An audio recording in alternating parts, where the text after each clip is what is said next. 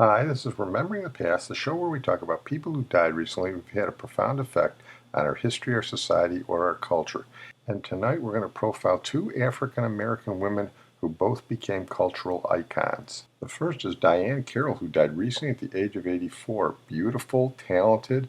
She won a Tony, she won a Golden Globe, and she was an Academy Award-nominated actress. In 1968, when things were changing across the country racially, she got the starring role in a television series. She wasn't the first black woman to get a starring role. That was Ethel Waters, who starred in the 50s in a series called Beulah, where she played a domestic worker. But Diahann Carroll played a middle-class nurse with a young son, a single mother, in a series called Julia. Here is NBC News on Diahann Carroll. She was a Tony, Golden Globe winner, and Academy Award nominee. But one of Diahann Carroll's most famous roles was also her most controversial.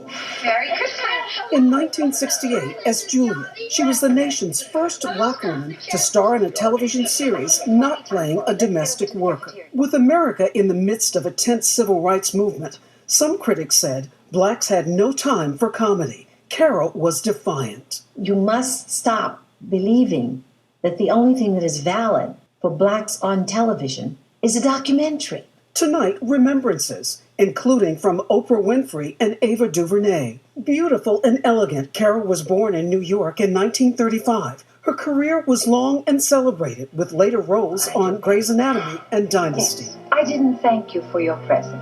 At the Emmy Awards a few years ago, actress Kerry Washington praised her. I am so honored to be presenting alongside this groundbreaking actress. Reflecting on her own life, Carroll said, You know I've had a good time. You don't even have to ask me that. And we've had a marvelous time watching her. Rahima Ellis, NBC News. Well, I have to tell you, I have sort of a soft spot in my heart for the show Julia. I used to watch it when I was in high school. I didn't think it was a great show. Actually, Diahann Carroll was very good in it.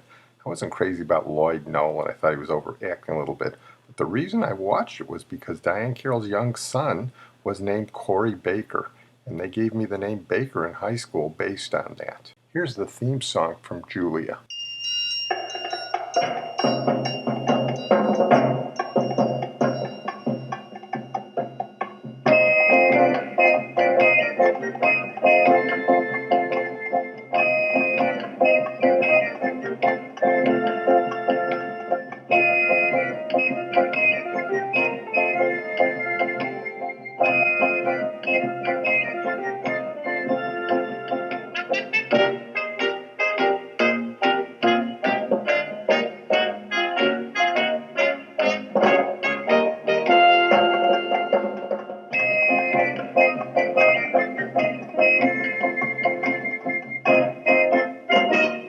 Like I say, Diahann Carroll made that show. She was actually a star before that. She was in Carmen Jones, the all-black interpretation of Carmen in the 50s. She was in Paris Blues with Joanne Woodward and Paul Newman in the early 60s. That's a pretty good movie.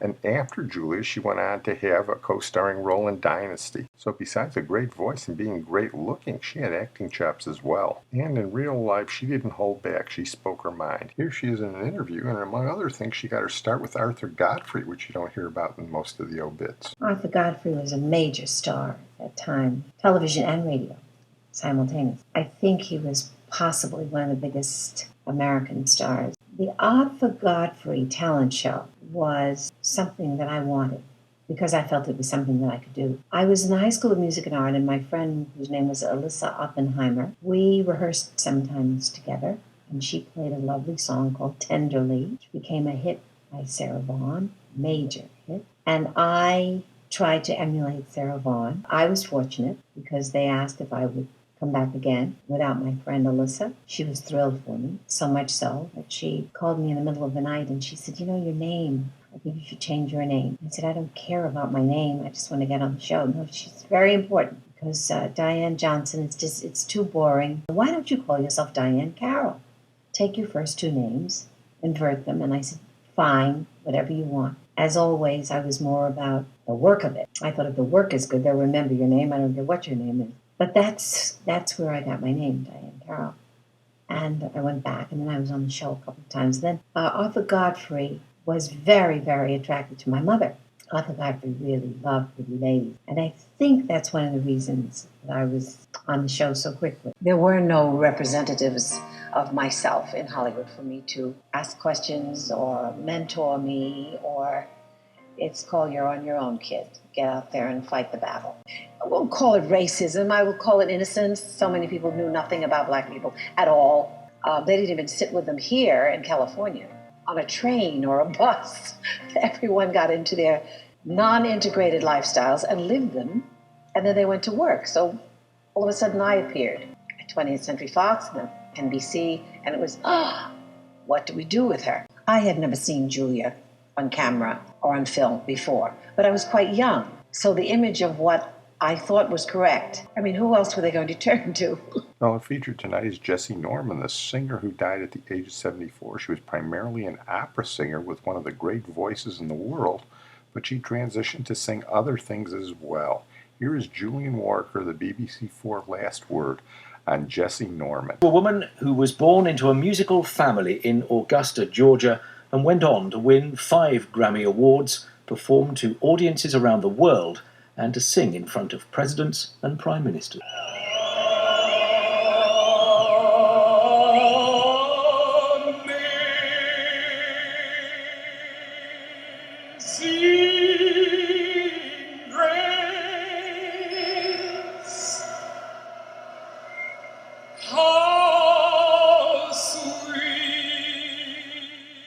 Jessye Norman performing at the tribute concert for Nelson Mandela's 70th birthday.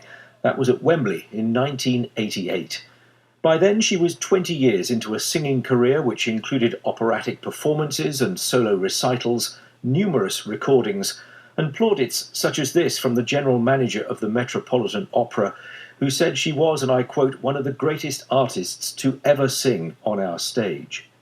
Clive Gillinson is the executive and artistic director at Carnegie Hall in New York, where Jessye Norman not only performed, but also collaborated with him on a project celebrating African-American music. It was like having a goddess singing. I mean, it was the most unbelievably beautiful voice I'd ever heard in my entire life.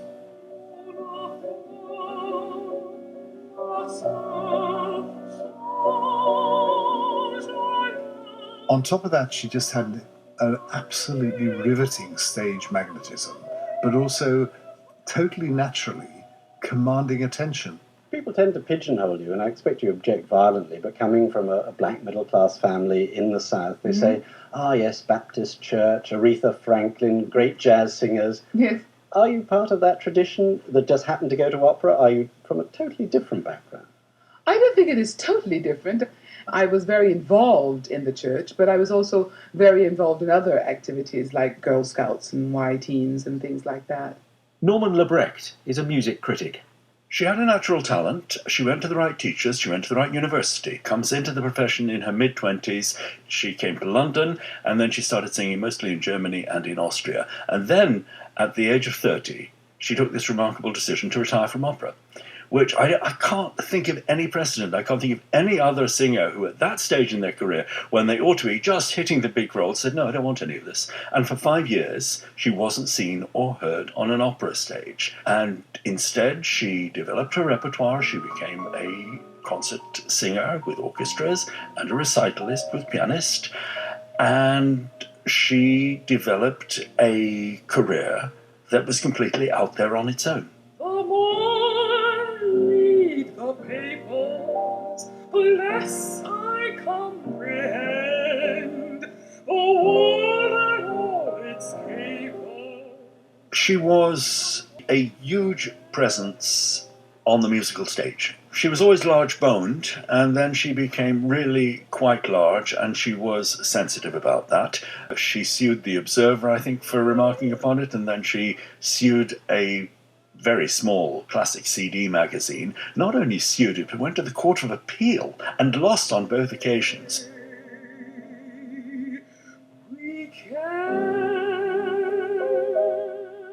I've experienced days with her at Abbey Road when she was recording, when she came in a bad mood.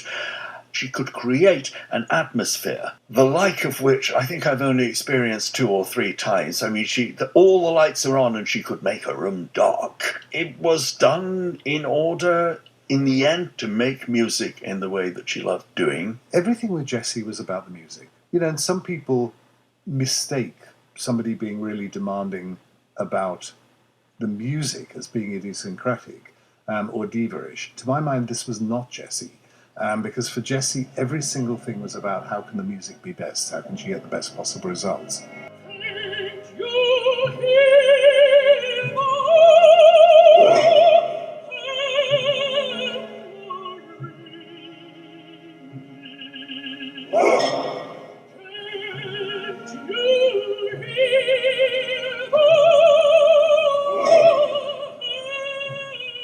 You worked alongside her, I think, in the celebration of the African American cultural legacy, which was held at Carnegie Hall. This was, in 2009. I wonder how much that mattered to her and what her role was like in bringing that all onto the stage. I went out, I asked her if I could come and see her, and she invited me for lunch at her place upstate. It took me a long time to dare to ask her if she would do this project, celebrating African-American cultural legacy. So I plucked up courage and I asked her and said, Clive, I have been waiting my entire life to do this project.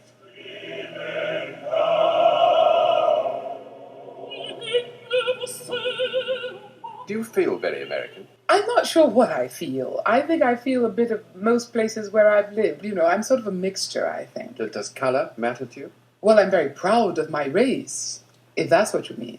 She did have to deal with things around racism, but I think what was wonderful about Jessye was that was never something that defined who she was and how she behaved. It's very hard to pick out particular performances when somebody has performed as widely as she did, but I'm going to ask you to. Look, I mean, there's so many things she sang incredibly well, but I think if there's something I will never, ever forget, it's Jessye singing the Strauss for Last songs. If that was the last thing you ever heard before you left this life, I'd feel happy. Those songs are very, very special because they are such a wonderful balm for the voice and a balm for the spirit and soul as well. There are not a lot of music about which one can say those things. And if we were to play just one of them? If we were to play just one of them, then let's play Beim Schlafen gehen, the third of the songs. On going to sleep, the sleep that is eternal.